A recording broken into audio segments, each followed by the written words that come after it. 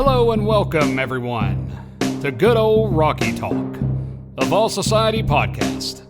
I'm your host, Brad, here with my partners, the Davids.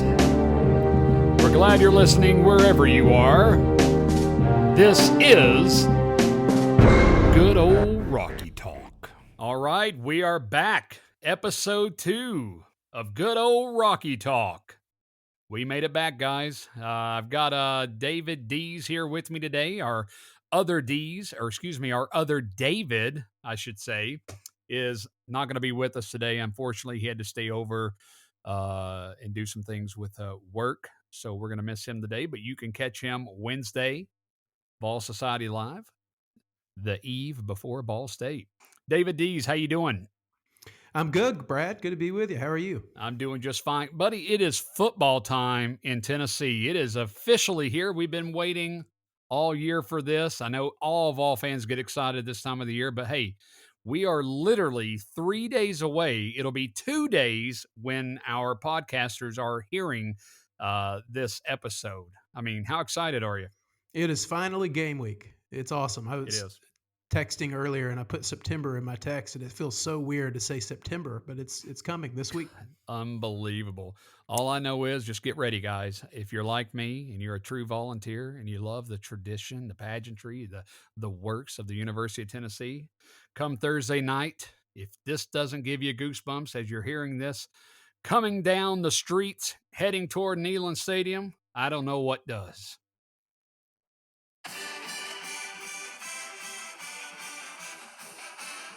Come on now. Come on now. It's football time, guys. Woo! Is there anything better, David, than this song right here? Nothing quite like it. No, not at all. Sorry, guys, I had to do that. I'm a big band geek as well. Love the band, and we have the best band in the nation. All right, guys, so let's get started here. Episode 2. We're glad you're listening wherever you are. We've had a lot going on leading up to this week, and I'll tell you, the big news out of last week, I want to kind of talk on that with you, David Dees, real quick. Big news, Bru McCoy's eligibility. He's here. He's here and ready to go. It's now official. He is able to play and start for the Tennessee Volunteers. What do we expect to see from him in this offense? Yeah, big news for Tennessee. I think they had an inclination that this was coming. He's been getting most, if not all, of the first team reps in training camp. It's been reported, so I think they were anticipating this decision coming down. Otherwise, he wouldn't have been getting those reps. But he's a guy that's had a tumultuous history, has had a little bit of a tough road to get here. He was at Texas, transferred from Texas to Southern Cal, or transferred from Southern Cal to Texas and then back to Southern Cal, and then gotten some legal trouble there, and has just never really been able to make it through. Had some injury issues, has never really been able to make it through a whole season. But he was a 5-star player coming out of high school. He's shown a lot of flashes in the brief moments that he's had in games. He's a load to bring down. He's a guy that Tennessee desperately needed from a standpoint of having someone to pair opposite of Cedric Tillman. Having Bru McCoy, a big target, on the opposite side of the field is a huge advantage for Josh Heupel in this offense. It's going to keep defenses from having to, be able to key their whole game plan around Cedric Tillman, we hope, and allow Jalin Hyatt to make some plays there in the slot. But Bru McCoy is a talented receiver. He's a guy that you want to have in goal line situations. They've now got Cedric Tillman to throw to, and Bru McCoy in the red zone, and you've got Jacob Warren in the red zone as well. So just a lot of big targets to throw to down there, and I think that's a huge plus for this offense. That was an area from last season that I think Tennessee can improve on, is their red zone efficiency, and Bru McCoy certainly fits the bill for the kind of player that can fill that role. Josh Heupel has raved about him in practice. He said today at his press conference that he got chills when he got the phone call and was told that he could play, and then he got to watch Bru give the news to his dad to let him know that he had been cleared to play, and just what a big moment for that young man and that family. And by all accounts, he's done things the right way since he's been here at Tennessee. So just really looking forward to seeing him on the football field after many years of waiting to see what his potential truly is. And I think Definitely. Josh Heupel's offense is the perfect offense to showcase his talent in. So I'm looking forward to seeing him on the field Thursday night. Yeah, definitely, David. Good comments. You really said something that was pretty powerful there. Josh Heupel, if you caught that Monday press conference today, man, I could see like Josh Heupel like emotional when he was talking about how great of a feeling it was to right to see Brew actually tell his family that he can play now. I mean, that's awesome, man. That's why I love this coach. This guy's all in.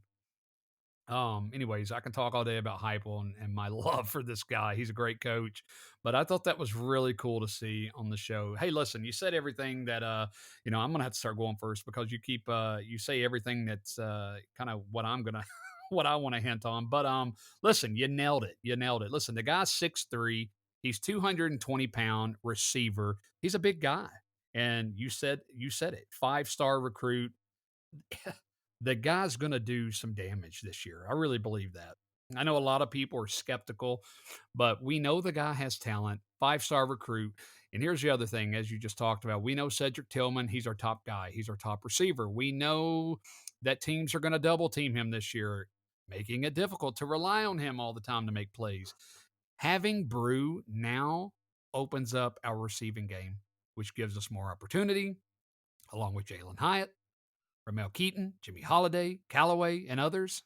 So I see him coming in here and making a tremendous impact immediately for us. I couldn't be happier. Yeah, I think you got two physical guys now on the outside that are going to be matchup problems for cornerbacks in this league because they're so big, so physical, and tough to bring down. Now he's not going to be a burner like Javante Payton was last season, Right. or Valus Jones. He's a guy that's probably not going to get behind the defense too often. He can run, but he's not a speedster in that Sure. sense. So definitely going to be a physical target. And also, I think he should help the running game as well to have a big guy blocking downfield for your running backs and getting people down the field and Yeah. with his physicality. So looking Yeah. forward to seeing it in action. Definitely. No, it's one of the greatest things I've seen news wise over the past few weeks. Just seeing him eligible to play just really excited me. So I think it's a good thing. I think it's a good thing, and we're going to see some good stuff come out of him this season. All right, so Dees, you sent me this through a text message earlier today. I haven't had time to really dissect this at all. I know you've had a little bit more time than me, so I want to hear your thoughts. Excuse me, and let our fans know as well. But today, Tennessee, they released their first depth chart of the season. David, your thoughts, and are there any surprises for you? No, probably not really any surprises, but I definitely think it was nice to see who their returners are going to be. You lost Valus Jones last year, who was very effective on kickoff returns. They've got Jimmy Holiday as the returner now on kickoffs, and then you have D. Williams or Trayvon Flowers at punt returner. D. Williams, a highly talented JUCO transfer that has big play capability in the return game. And then you got a lot of oars on this depth chart. You got a lot of guys that either or in the starting first string. So you got for instance, middle linebacker, you got Jawan Mitchell or Aaron Beasley. Mm, At the second cornerback spot, opposite of Warren Burrell, you've got Christian Charles or Kamal Haddon. On the offensive side of the ball, you got uh, at left tackle, the one that's been the most obvious battle in camp, yep, Gerald Mincy or Jeremiah Crawford. So it looks like there's going to be several starting spots that aren't fully determined until after week one and possibly lingers later into the season. But you would hope to have some of those roles settled on by Pittsburgh. sure. But some years it's been the Florida game when you really start to see guys take over a position and claim that spot. So David, we'll see. which position do you think needs to be settled the quickest, in your opinion, out Left of all those? left tackle, without a Bingo. doubt. I agree. You're going up to Pittsburgh in week Yep. two. Phenomenal pass rush. No They're easy good. match. Hmm. Yeah, just you got to have that left tackle spot solidified. What we don't know is are both these players just not taking the step they need to take to be the starter, or is just they've both been doing an admirable job, just one of them's not pulling away. We don't know that. we'll see it on the field against Pitt, and that if it's a problem, then it will be exposed against Pitt. So we'll Mm, find out then where they are at that left tackle spot. They've continued to say they're going to leave Darnell Wright on that right side. Obviously, he's mm-hmm. their most experienced tackle. He's most comfortable on the right side, so Right. they say they're going to leave him over there as long as they can. So for their sake, they need to get this left tackle spot taken care of, and hopefully Mincy or Crawford will step up and will take that job soon. Cool. I agree. Any other observations regarding the depth chart? Everything else is pretty kind of like standard, what we kind of had in mind at this point. Is that right? Yeah, they're too deep at wide receiver.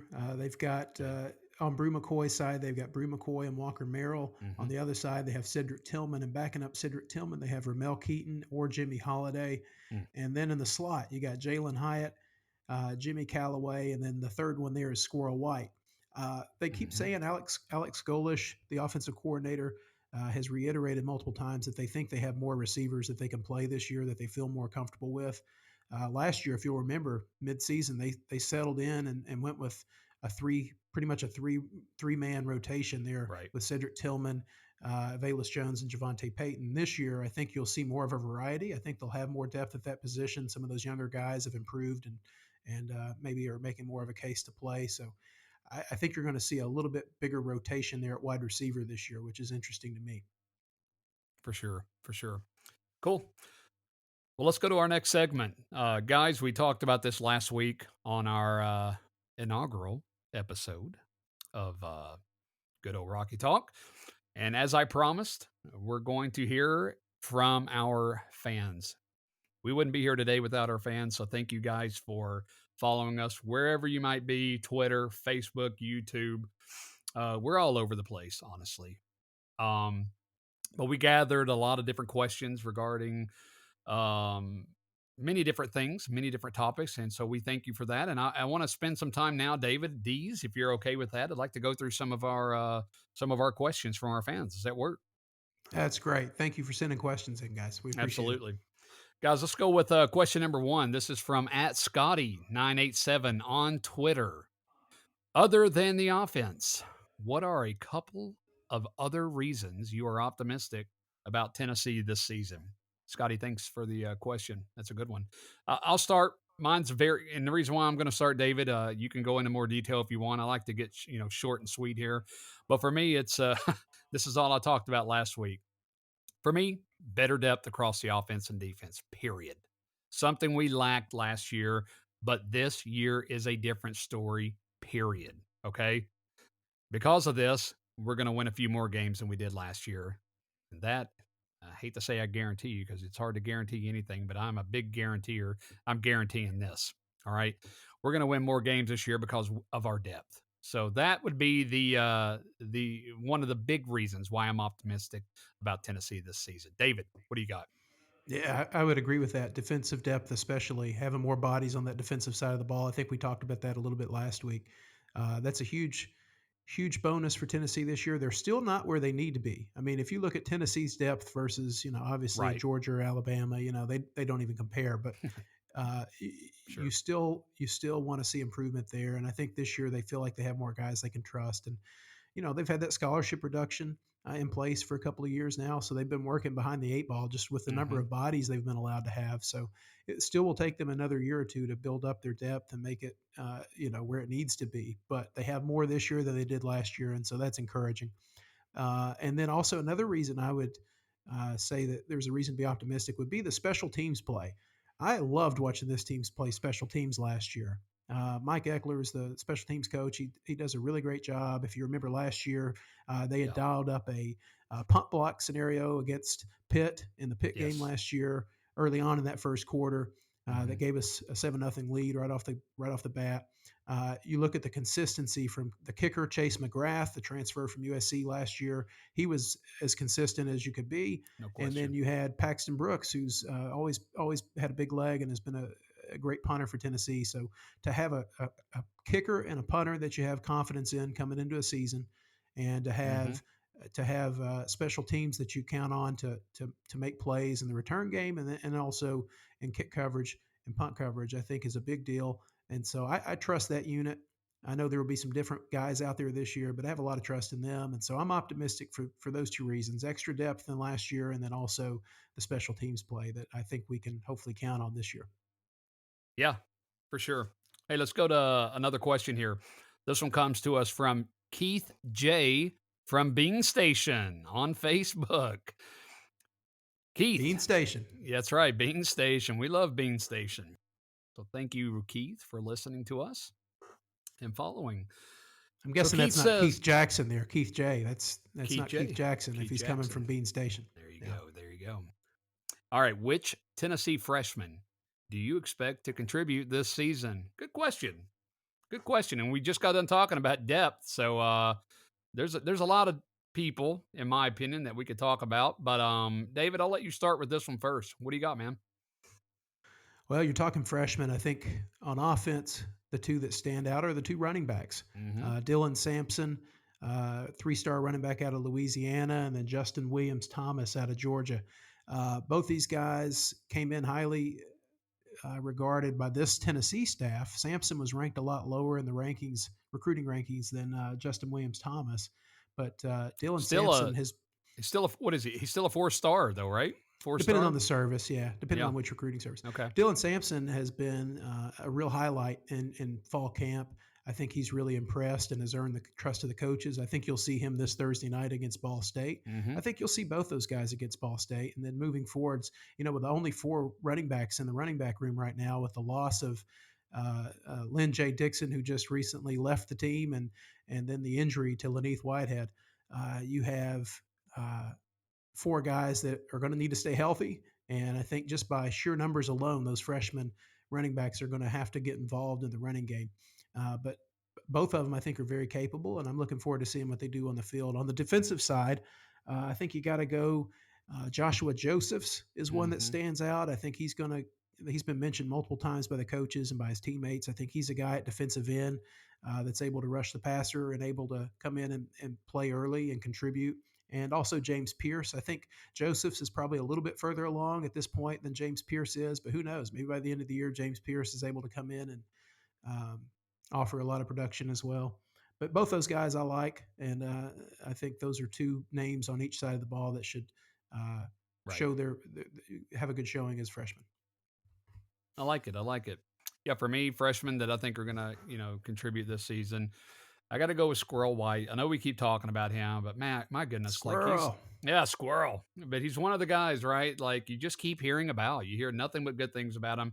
Mostly just how fast he is, and that speed is going to come into play for sure. We know he's little. He's a little guy, but hey, the guy's been outrunning most of the starters during fall camp. The Yeah. guy. When you look at his measurables, he's tiny. He's only 100. They list him at like 160 pounds. Yep, He's got a body like a Trendon Holiday. For those of that's you who right. remember Trendon Holiday at LSU, deadly kick returner. So Yeah, this guy, if he can get some space and get open, I'm sure he'll blow by you. It's just what is absolutely. he going to do when the defense gets hands on him when, Yeah, when he's forced to be yeah. physical? Can he hold up? And so we'll see. Yeah, definitely.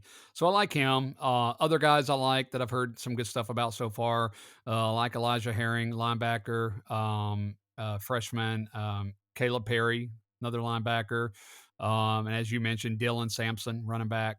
They're tearing it up right now. They've been tearing it up in fall camp.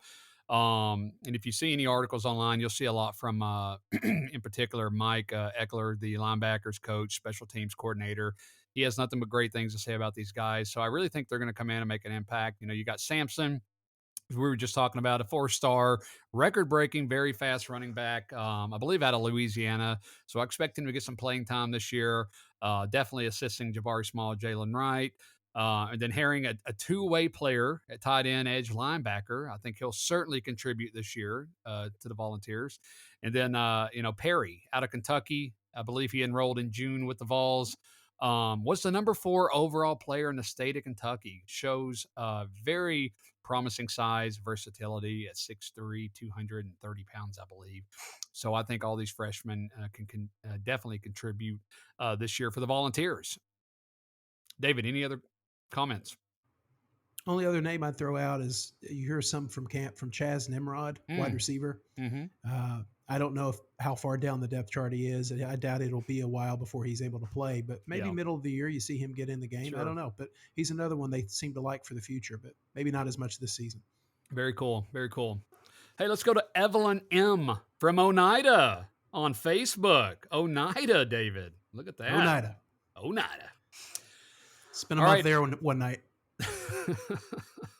All right. Evelyn from Oneida. She asked, besides the Vols, who are your other favorite sports teams? Okay. Well, I'll answer that short and sweet. I'm a Charlotte resident here in wonderful Charlotte, North Carolina, and I would have to say certainly my Panthers. I'm a season ticket owner. I love the Panthers. So definitely those guys, and then obviously I would have to say Charlotte Hornets when it comes to the NBA. Big Hornets fan. Best jerseys and home floors in the league. God, you I you love ain't looking at their court. you ain't lying, buddy. Hey, that's one reason why when I moved here, I liked the Hornets, but I wasn't really a diehard fan. But then I go to a few games and I notice, my goodness, the uniforms are amazing and the floor. I tell you, there's some ugly NBA floors. And that's a topic for another day. I'm sure we could do a whole podcast on the NBA floors and just logos in general. But hey, man, you're right. The Hornets floor is sick. Yeah, it's sharp. It's insane. It's sharp. Insane. Now I know you're a fan of you're a Hawks guy, right? I like the Hawks. My NBA team though goes way back. It's the Detroit Oh, Pistons. the Pistons All guy. the way That's right. back to the Bad Boys days. Yeah, Isaiah yeah. Thomas, Bill Laimbeer, Rick Mahorn, Dennis Rodman, all those guys. Hey, but And then talking ahead. about floors real quick, not to cut you off. Yeah. You had actually sent me this before, and if you haven't seen it, my God, do I recommend you go online and Google this. If you're a fan of beautiful artwork, I would have to say the one time you beat the Hornets floor design would be what was this for, David? Yeah. You would know more about it. I think you're referring to the Hawks that had the MLK Yes, that's it. uniforms for Martin Luther King Jr. Yeah. They had went with black uniforms for a special occasion. They wore it several times last season. But they have the floor with the stained glass window look to the half Unreal. court. Yeah, it's pretty sharp. Unreal. If you haven't seen that, you should Google it. It's pretty neat. Yeah, it's amazing. Anyways, we're digressing, but that's okay. It's good. It's good to have these conversations. If you're a sports fan, you're going to appreciate it. I'm a Pistons fan in the NBA. Obviously, an Atlanta Braves fans, World Mhm. Series champs. Hopefully, back to back this year, and then obviously the Atlanta Falcons. Diehard Falcon fan Rise up. since I was little. Rise up. Rise up. Yeah, so Rise still up. recovering from Cool. the Super Bowl loss a few years ago, and as a Yeah. parting gift, you get to have Tom Brady in your division. Yeah. It's a rough road being a Falcon fan, but I still love them. Love the Dirty Birds. Yeah. All right, those are mine. Awesome. Yeah, I can't believe I didn't actually mention. I didn't even think about baseball, but Dodgers. That would be my team. Lived in L.A. For almost 9 years. Became a big Dodger fan. It's really great to go watch a game there and get a Dodger dog. And so yeah, the Dodgers. Yeah, a lot of people are probably going to hate me around this part of the country for loving the Dodgers and not the Braves, but that's all right. That's okay. All right, good question. Hey, let's go to Carlton G. David from Chattanooga. Chattanooga. We love my Chattanooga hometown now. Yeah, that's where I live. Yep, David's in Chattanooga area, so in the Chattanooga area. So fantastic. All right, Carlton. On Facebook, he asked, who's on your Tennessee Mount Rushmore? Gosh, I love that question. Wow. Gosh, I love that question. What a tough question, but a good one. A good one. I'll tell you what. You can go a lot of different ways with that. You can. I'll tell you what. The route I'm going to go, David, on this is strictly football related, okay? And you can go a different route. But I'm going to go a different route, and I'm going to do football related only.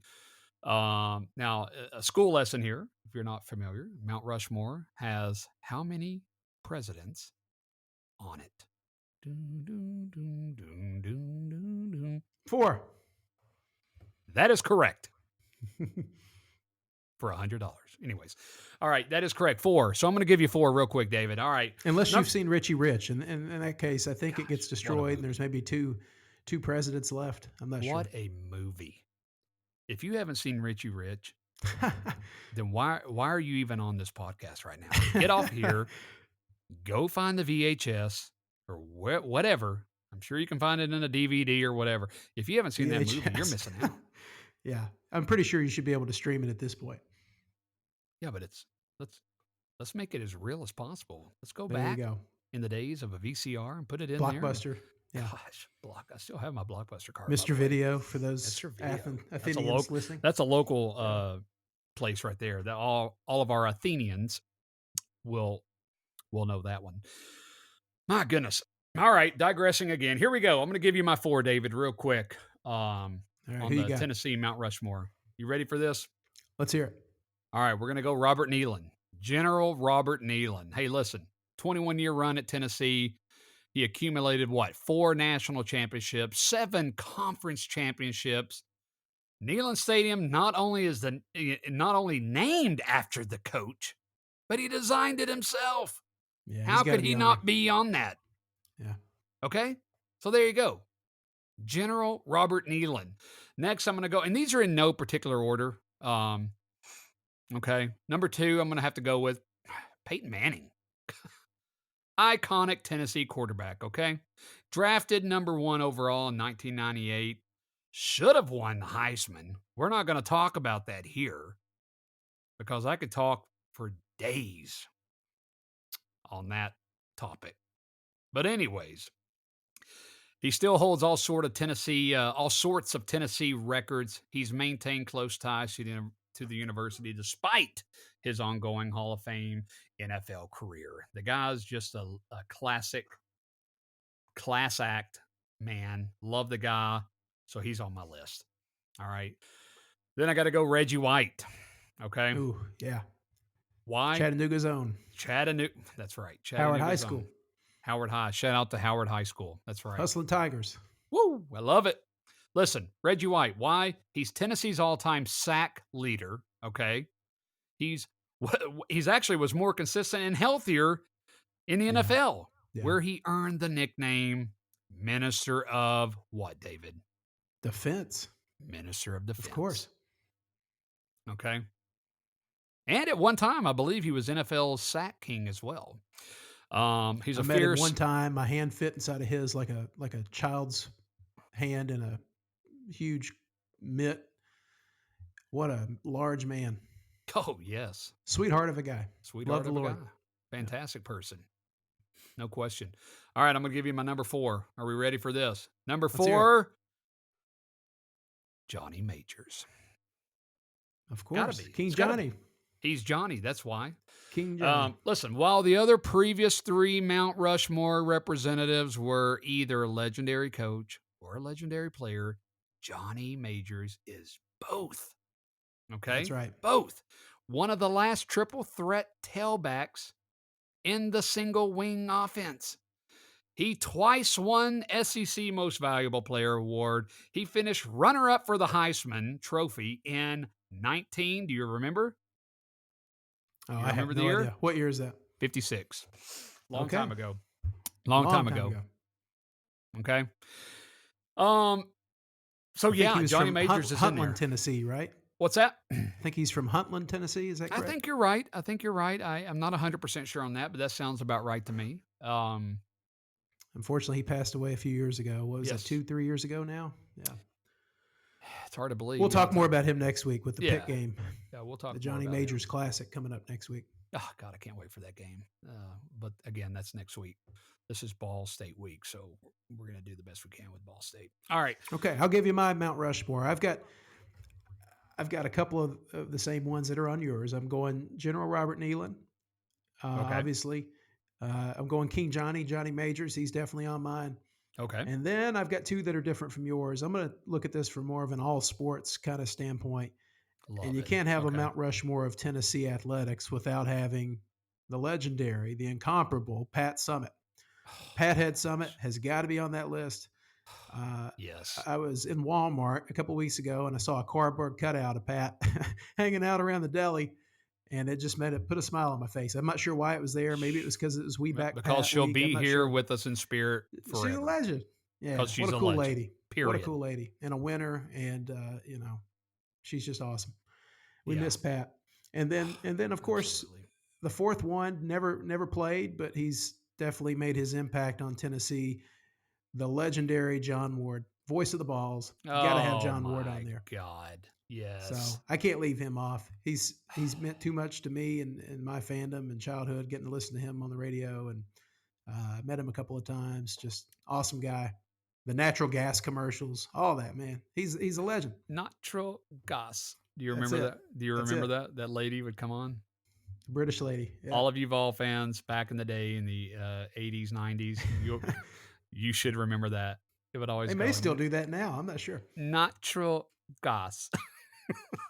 I remember being a child. I'd be like, Mommy, Daddy, why does she sound different? It's because she's British, son. That's because she's British. That's right. Gosh, memories. Hey, listen, John Ward. I'm glad you mentioned that. My goodness, guys, I'm going to tell you right now. There are a lot of good, talented Oh man. announcers. Okay, in the game, all over. Have you ever? And I'm not just saying this because I'm a Tennessee fan. How lucky are we to have had that guy? Yeah. Okay, I've never seen anything like this guy. I would rather watch TV more than anything in this world, David, ever. But the one exception is when John Ward's announcing a game. I could literally not have a TV on and I will be just as happy just listening to this guy. A lot of times I would actually turn the tell me if you did this. And also, Vol fans listening, did you do the same thing? I remember days where I would turn it on mute on the TV and just have the radio blasting with John Ward. I'd rather hear him. Oh yeah. You go to the games and guys that have their headphones on, Oh gosh. listen to Do you John in remember the those stand. days? Yes, I Oh yeah. had one of those little radio headsets. I used to make fun of those guys as a kid, but now that I'm Now older, I you totally get understand. it. Yeah, I Now totally get you it. get it. Yeah. I mean, oh God. We'll talk about him on another segment too. I'm telling you, I could spend a whole 30 minutes to an hour Yeah. on an episode just reliving the days of John Ward. And I think we should do that, David. If you're open to it, I'd love to get Give me together. a little John Ward impression on the way out. I got to hear a little John Ward. No, sir, re. There you go. No, sir, re. Pandemonium reigns. There you go. Unbelievable. 1998 Florida game. Tennessee wins off a missed Florida kick. Bingo. There you go. Isn't it great to be a Vol? Seriously. Seriously. Isn't it great to be a Even Vol, through the man? pain. Yeah. Even through the pain. Okay. All right. Let's go on to our next question here, guys. We have Joe L from Spring City. Spring City. What's Ray going on, County. Spring City? On Facebook, Joe, he asked, do you think Hendon Hooker could actually be in contention to win the Heisman Trophy this season? That's a good question. That's a good question. You know, and I'm not going to talk a lot about this because I'm very superstitious. Or as Michael Scott would say, I'm not superstitious, I'm a little stitious. So I'm a little stitious. There you go. Yeah. Okay. I'm a little stitious here. That's an Office. If you know The Office. Anyways, great TV show. But here's what I'm going to say, David. It's possible. Okay. It's possible. He's going to have to replicate last year and better numbers. And also, I think one of the key things there is he would. This is just me speaking, but I think he would have to also win some really big games that we're not supposed to win. Yeah. That's just my opinion. If he's going to have a shot, I I wish agree. him the best, and I hope he does. But anyways, David, you can elaborate. What do you? I just look at last season's stats. You're talking about he needs to replicate or do better. He last year 2,945 yards passing. That was 37th in the NCAA. He had 31 touchdown passes, which tied for 12th. He had only 3 interceptions, which was probably his most impressive stat of the season last year, tied for second. Yeah, and he had a 77.9 QBR rating, which was good enough for 16th. Very good. That's pretty damn good. I would like to see him obviously improve that, but I don't know if he's going to be able to have those low interception numbers again this season. That's a really that would be incredible if he could do that. But Yeah. I agree with you. You gotta win some big games. You got to show up when the lights are on and do it against a quality opponent. And Yep. but I It think can he's happen. gonna have another good year. Yeah, I mean, it could happen. No, we're not saying that it's not going to happen. And I got to tell you, just to be able to say that it's possible, I mean, that's great in itself. That shows we're in a good position going into the season. And I haven't been able to say this for a while, so we haven't been able to really have these kind of conversations in a while. So I'm even glad we're getting these kind of questions and having this kind of, discussion. So yeah. All right. All right, let's go to I think we have one more question here, a fan related question. Guys, these are amazing questions. Please yeah. continue to send these questions in, and I promise you we'll give you a shout out. Now we're going to give a shout out to, I know, a guy who's a huge fan of ours, who's always on every show that we're involved with on our Facebook, um, and all that good stuff, and YouTube. Kevin H. Kevin H. from Lawrenceburg, Tennessee. I hope you're doing well, buddy. On Facebook, he asked the other night on Wednesday night show if we could talk about. He said, "What about Nico, our future quarterback?" It's a good question, and I'll answer this first. Um, because I think David's seen a little bit more than I have of this guy. I've heard a lot. I think we've all heard a lot. He's an $8 million man coming in here next year. But what Allegedly. allegedly, correct. But I'll be honest with you. I personally haven't seen him play a ton, specifically in pads. I've seen a lot of hype videos and some helmets and 7 on shorts, 7. Yeah. 7-on-7, those kind of things. And hey, and he looks like a stud. Okay, but we all know if you've played football, it's a little different when you put the pads on. Okay, so in my opinion, we've seen him on social media, shorts, helmets, making good passes, but I haven't seen too much else on that. However, I did see a video where I believe the team was in Hawaii not too long ago, and they were playing a team. I don't know who they were playing, but there's a video of a throw, a killer bomb that he connected a touchdown pass. I mean, he threw it a mile, landed it right in the receiver's hands just perfectly. So what I will say, we know he has the arm and the ability. I just hope he's all the hype that is out there about him. And if he is, watch out. He doesn't appear to be lacking for confidence. That's for sure. Uh, I A think plus. there's a lot of chatter out there that he could end up being the number one rated quarterback by the time this recruiting cycle's over with. Very highly thought of. In terms of his high school competition, I'm not sure how great it is, but he's definitely been well regarded on the camp circuit as he goes around and camps at different places. And he's got a big arm. The film I've seen of him, he's very accurate. He's made some throws that are just incredible, being able to thread the needle and drop some passes in some really tight windows. He's of course thin as a rail. Uh, I would like to see him put on some weight if he's going to hold up in the SEC, but he certainly has the arm strength, has the tools. He's mobile, can get out of the pocket and scramble if he needs to. He's a guy that is a great athlete. He's a heck of a volleyball player. They say that he could, if he Really? focused on volleyball, he could be an all-world Really? volleyball player. Yeah, Did I he's hear that a right? that's Volleyball. right, volleyball out in Huh. California. It's a big deal. So That is a big deal in Cali. he's a good athlete, and I think he's a guy that has the ability to come in here and have the starting job. I think David, what's his size? In particular, his weight. He seems real I'm like not sure what skinny. they list him at. I think height wise he's like 6'4", 6'5", right? And then Okay. I mean he can't be much over 200 pounds. Okay. Interesting. I'll tell you what he's listed at. All right. Yeah, I would be curious to know that. Yeah, they list him at 6'5", 195. Okay. Okay. Man, he's a big guy. I mean, as far as his height goes, he's 6'5". That's crazy. Yeah, you He'll can put see over the Tennessee will put defense, some and weight on him for sure. yeah.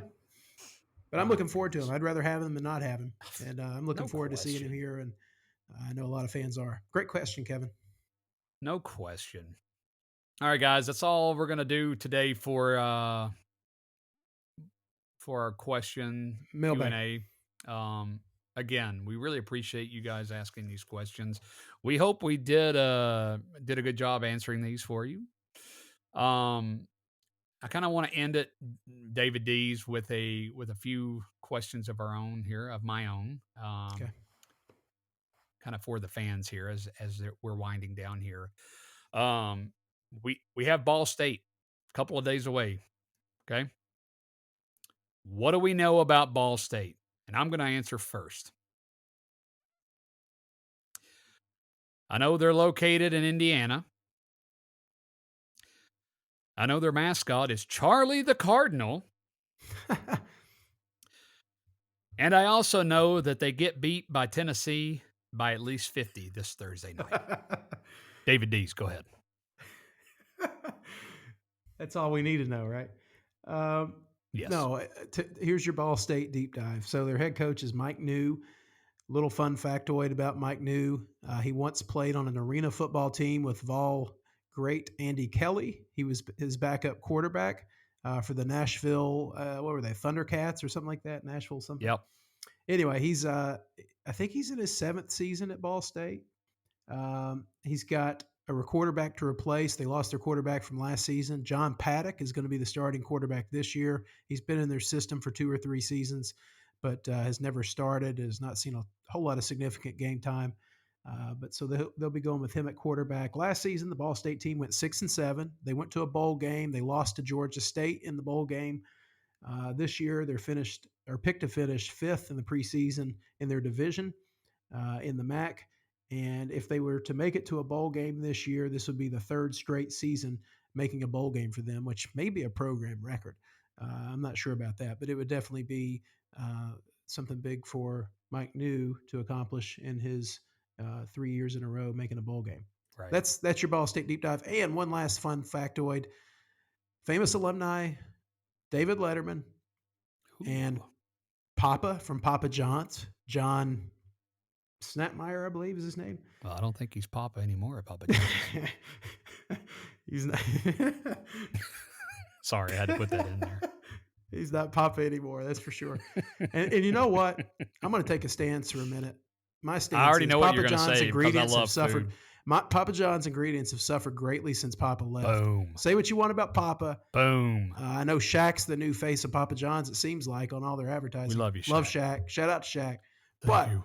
Their ingredients have slipped. You get their garlic butter now. Used to be a childhood staple of mine. And now it's watered down. It's just. It's what happens, man. I caught them putting canned mushrooms on there. It's just canned mushrooms. Sorry, Papa John's. It's not the same since Papa left. And the third notable alumni, if you're ready for this, is Oprah Winfrey's longtime boyfriend, Stedman. Stedman is a Ball State.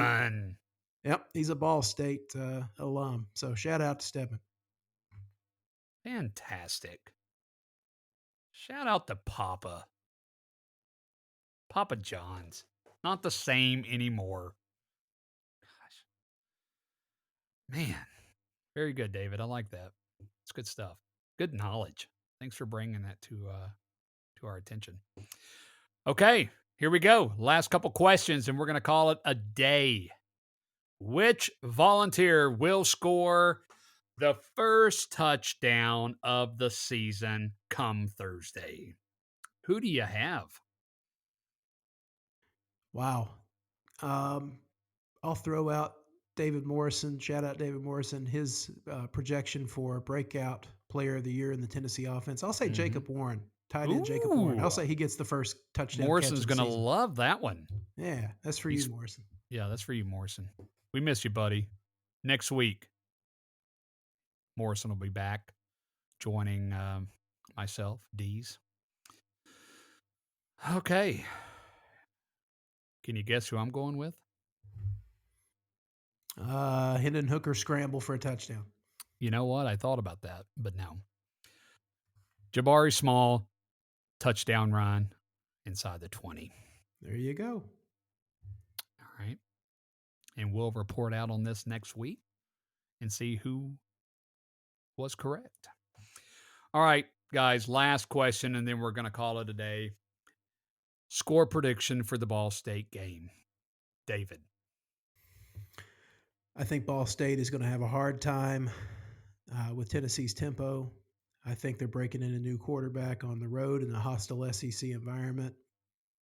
I'm going to go Tennessee 63. Wow. Ball State 13. Wow.